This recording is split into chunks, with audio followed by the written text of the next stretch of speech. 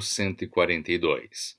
A alienação de bens dar-se-á por uma das seguintes modalidades. Inciso 1. Leilão eletrônico, presencial ou híbrido. Inciso 4. Processo competitivo, organizado, promovido por agente especializado e de reputação ilibada, cujo procedimento deverá ser detalhado em relatório anexo ao plano de realização do ativo ou ao plano de recuperação judicial, conforme o caso. Inciso 5. Qualquer outra modalidade, desde que aprovada nos termos desta lei. Parágrafo 2-A. A alienação de que trata o caput deste artigo. Inciso 1. Dar-se-á, independentemente de a conjuntura do mercado no momento da venda ser favorável ou desfavorável, dado o caráter forçado da venda. Inciso 2. Independerá da consolidação do quadro geral de credores. Inciso 3. Poderá contar com serviços de terceiros, como consultores, corretores e leiloeiros. Inciso 4. Deverá ocorrer no prazo máximo de 180 dias, contado da data da lavratura do auto de arrecadação, no caso de falência. Inciso 5. Não estará sujeita à aplicação do conceito de preço vil. Parágrafo 3º. Ao leilão eletrônico, presencial ou híbrido, aplicam-se, no que couber, as regras da Lei 13.105. Parágrafo 3-A. A alienação por leilão eletrônico, presencial ou híbrido dar-se-á. Inciso 1. Em primeira chamada, no mínimo pelo valor de avaliação do bem. Inciso 2. Em segunda chamada, dentro de 15 dias contados da primeira chamada, por no mínimo 50% do valor de avaliação. Inciso 3.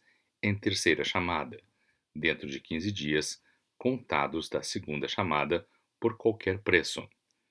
Parágrafo 3b. A alienação prevista nos incisos 4 e 5 do caput deste artigo, conforme disposições específicas desta lei, observará o seguinte: Inciso 1. Será aprovada pela Assembleia Geral de Credores. Inciso 2. Decorrerá de disposição de plano de recuperação judicial aprovado ou, inciso 3, deverá ser aprovada pelo juiz, considerada a manifestação do administrador judicial e do comitê de credores se existente. Parágrafo 7º. Em qualquer modalidade de alienação, o Ministério Público e as fazendas públicas serão intimados por meio eletrônico nos termos da legislação vigente e respeitadas as respectivas prerrogativas funcionais, sob pena de nulidade. Parágrafo 8. Todas as formas de alienação de bens realizadas de acordo com esta lei serão consideradas para todos os fins e efeitos alienações judiciais. Artigo 143. Em qualquer das modalidades de alienação referidas no artigo 142 desta lei, poderão ser apresentadas impugnações por quaisquer credores, pelo devedor ou pelo Ministério Público, no prazo de 48 horas da arrematação, hipótese em que os autos serão conclusos ao juiz, que no prazo de 5 dias decidirá sobre as impugnações e, julgando-as improcedentes, ordenará a entrega dos bens ao arrematante, respeitadas as condições estabelecidas no edital. Parágrafo 1º. Impugnações baseadas no valor de venda do bem somente serão recebidas se acompanhadas de oferta firme do impugnante ou de terceiro para aquisição do bem, respeitados os termos do edital, por valor presente superior ao valor de venda e de depósito caucionário equivalente a 10% do valor oferecido. Parágrafo 2º. A oferta de que trata o parágrafo 1º deste artigo vincula o impugnante e o terceiro ofertante como se arrematantes fossem. Parágrafo 3º. Se houver mais de uma impugnação baseada no valor de venda do bem, somente terá seguimento aquela que tiver o maior valor presente entre elas. Parágrafo 4º. A suscitação infundada de vício na alienação pelo impugnante será considerada ato atentatório à dignidade da justiça e sujeitará o suscitante à reparação dos prejuízos causados e às penas previstas na Lei nº 13.105, Código de Processo Civil, para comportamentos análogos. Artigo 144. Havendo motivos justificados, o juiz poderá autorizar, mediante requerimento fundamentado do administrador judicial ou do comitê, modalidades de alienação judicial diversas das previstas no artigo 142 desta lei. Artigo 144-A. Frustrada a tentativa de venda dos bens da massa falida e não havendo proposta concreta dos credores para assumi-los, os bens poderão ser considerados sem valor de mercado e destinados à doação. Parágrafo único. Se não houver interessados na doação referida no caput deste artigo, os bens serão devolvidos ao falido. Artigo 145. Por deliberação tomada nos termos do artigo 42 desta lei, os credores poderão adjudicar os bens alienados na falência ou adquiri-los por meio de constituição de sociedade, de fundo ou de outro veículo de investimento com a participação, se necessária, dos atuais sócios do devedor ou de terceiros, ou mediante conversão de dívida em capital. Parágrafo 1º. Aplica-se irrestritamente o disposto no artigo 141 desta lei à transferência dos bens à sociedade, ao fundo ou ao veículo de investimento mencionados no caput deste artigo. Parágrafo 4º.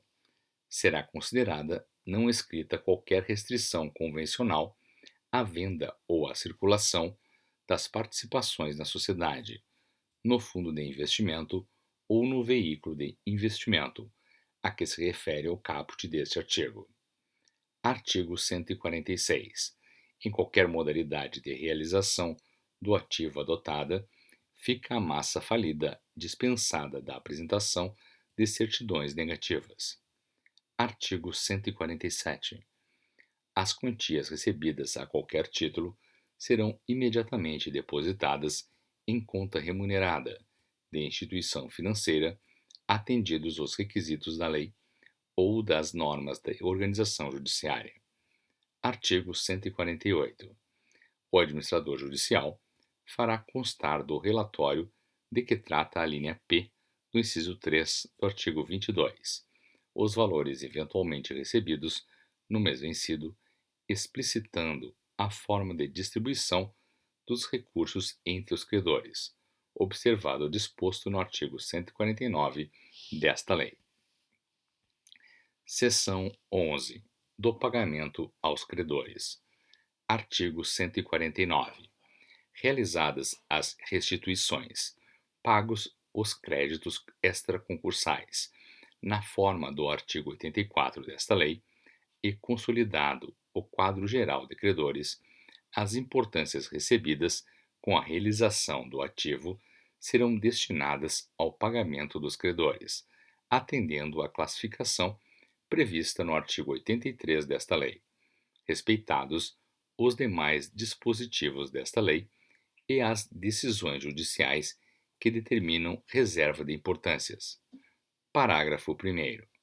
Havendo reserva de importâncias, os valores a ela relativos ficarão depositados até o julgamento definitivo do crédito, e, no caso de não ser este finalmente reconhecido, no todo ou em parte, os recursos depositados serão objeto de rateio suplementar entre os credores remanescentes.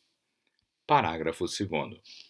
os credores que não procederem no prazo fixado pelo juiz ao levantamento dos valores que lhes couberam em rateio seriam intimados a fazê-lo no prazo de 60 dias, após o qual os recursos serão objeto de rateio suplementar entre os credores remanescentes. Artigo 150. As despesas cujo pagamento antecipado seja indispensável à administração da falência, inclusive na hipótese de continuação provisória das atividades previstas no inciso 11 do caput do artigo 99 desta lei, serão pagas pelo administrador judicial com os recursos disponíveis em caixa. Artigo 151. Os créditos trabalhistas de natureza estritamente salarial, vencidos nos 3 meses anteriores à decretação da falência, até o limite de 5 salários mínimos por trabalhador, serão pagos tão logo haja disponibilidade em caixa. Artigo 152. Os credores restituirão em dobro as quantias recebidas acrescidas dos juros legais, se ficar evidenciado dolo ou má-fé na constituição do crédito ou da garantia. Artigo 153. Pagos todos os credores, o saldo, se houver, será entregue ao falido.